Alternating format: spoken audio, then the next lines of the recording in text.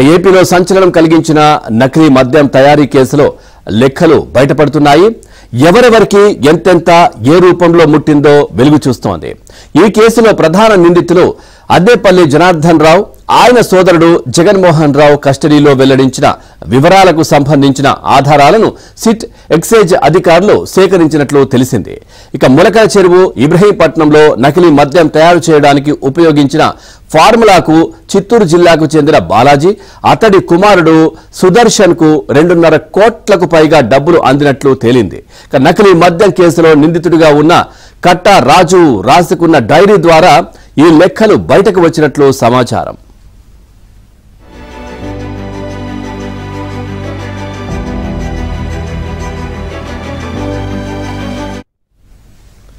అద్దేపల్లి సోదరులను సిట్ అధికారులు రెండోసారి 4 రోజుల పాటు కస్టడీలో పోలీసులు ప్రశ్నించారు. తాజా విచారణలో కీలక విషయాలు వెలుగులోకి వచ్చాయని విశ్వసనీయంగా తెలిసింది.